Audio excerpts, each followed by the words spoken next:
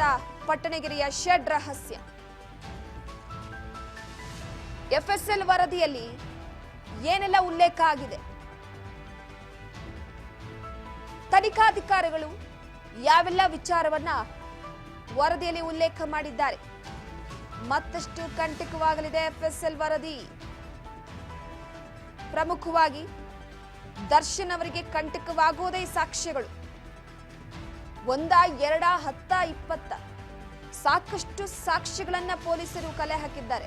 FSL ವರದಿ, ತನಿಖಾಧಿಕಾರಿಗಳು ನೀಡಿರುವಂತಹ ಒಂದು ಸಾಕ್ಷ್ಯಗಳು, ಪಟ್ಟಣಗೆರೆ ಶೆಡ್ನಲ್ಲಿ ಸಿಕ್ಕಿರುವಂತಹ ಕೆಲವೊಂದಿಷ್ಟು ಸಾಕ್ಷ್ಯಗಳು, ಮರಣೋತ್ತರ ಪರೀಕ್ಷೆಯ ವರದಿ, ಫೋನ್ ಕಾಲ್ ರೆಕಾರ್ಡ್ಸ್ಗಳು, ವಾಟ್ಸಪ್ ಚಾಟ್ಸ್ಗಳು ಎಲ್ಲವೂ ಕೂಡ ದರ್ಶನ್ ಅವರಿಗೆ ಉರುಳಾಗುತ್ತೆ.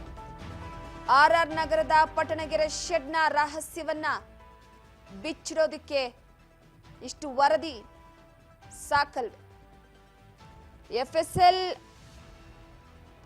ಚಿಕ್ಕ ಒಂದು ಸಾಕ್ಷ್ಯವನ್ನು ಕೂಡ ಬಿಟ್ಟಿಲ್ಲ. ಮನೆಗೆ ಹೋಗಿ ತಲಾಶ್ ನಡೆಸಿದ್ರು, ಶೆಡ್ನಲ್ಲಿ ತಲಾಶ್ ನಡೆಸಿದ್ರು. ಸಿಕ್ಕಿರುವಂತ ಸಣ್ಣ ಪುಟ್ಟ ಸಾಕ್ಷ್ಯಗಳು, ಎಲೆ ಮೇಲೆ ರಕ್ತದ ಕಲೆ ಬಿದ್ದಿದ್ರು ಕೂಡ ತಗೊಂಡ್ ಬರ್ತಾರೆ ಅದನ್ನ. ಅದು ಪ್ರಾಣಿ ರಕ್ತನೇ ಆಗಿರ್ಲಿ, ಮನುಷ್ಯ ರಕ್ತನೇ ಆಗಿರ್ಲಿ, ಅಲ್ಲಿ ಅದರ ಸದ್ಯದ ಮಟ್ಟಿಗೆ ಅಲ್ಲಿ ಸಿಕ್ಕಿರುವಂತ ರಕ್ತದ ಕಲೆಗಳೆಲ್ಲ ಕೂಡ ರೇಣುಕಾ ಸ್ವಾಮಿಯದ್ದು ಅಂತ ಆ ಮಟ್ಟಿಗೆ ಚಿತ್ರಹಿಂಸೆ ಕೊಟ್ಟಿದ್ದಾರೆ. 4 ರಿಂದ 5 ಗಂಟೆಗಳ ಕಾಲ ಚಿತ್ರಹಿಂಸೆ ಅಂತಂದ್ರೆ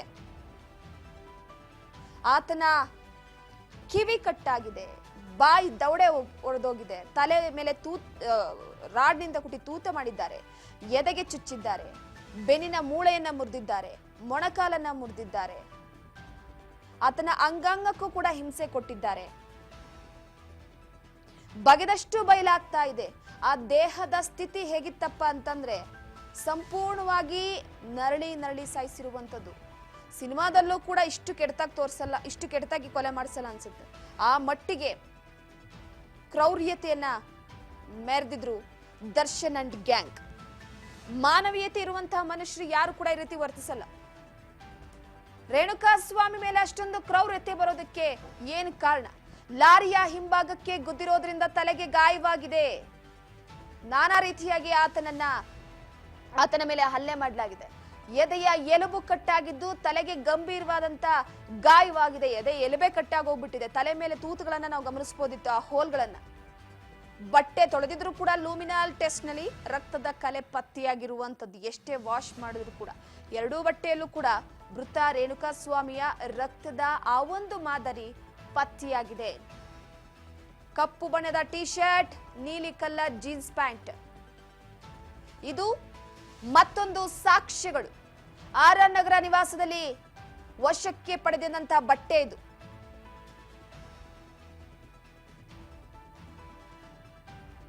ಕೊಲೆ ಆರೋಪಿ A2 ನಟ ದರ್ಶನ್ ಬಟ್ಟೆ ಮೇಲೆ ರಕ್ತದ ಕಲೆ. ಇದೆಲ್ಲ ಎಫ್ಎಸ್ಎಲ್ ರಿಪೋರ್ಟ್ನ ಎ ವರದಿಗಳು. ಹಾಗಿದ್ರೆ ಎಫ್ಎಸ್ಎಲ್ ರಿಪೋರ್ಟ್ನ ಬಿ ವರದಿಯಲ್ಲಿ ಏನಿದೆ?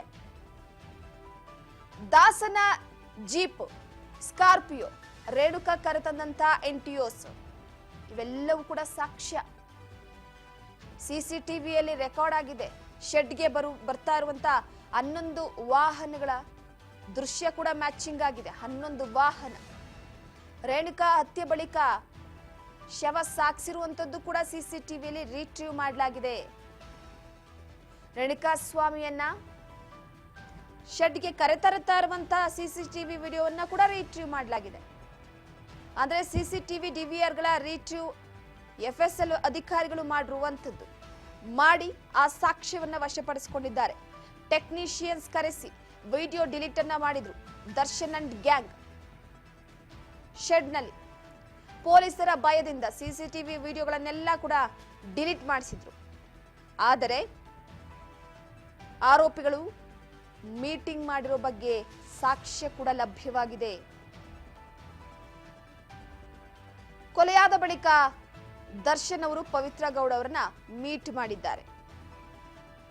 ಪವಿತ್ರ ಗೌಡ ಅವರ ಜೊತೆ ಮಾತನಾಡಿದ್ದಾರೆ. ಕೊಲೆ ನಂತರ ಸಾಕಷ್ಟು ಮಾತುಕತೆ ನಡೆಸಿದ್ದಾರೆ. ಮೊಬೈಲ್ ರಿಟ್ರೀವ್ನಲ್ಲಿ ದರ್ಶನ್ ಅವರ ಪಾತ್ರ ಸಿಕ್ಕಿರುವಂತದ್ದು. ಡಿಎನ್ಎ ಪರೀಕ್ಷೆಯಲ್ಲಿ ರಕ್ತದ ಮಾದರಿ ದೃಢವಾಗಿದೆ. ಇದೆಲ್ಲ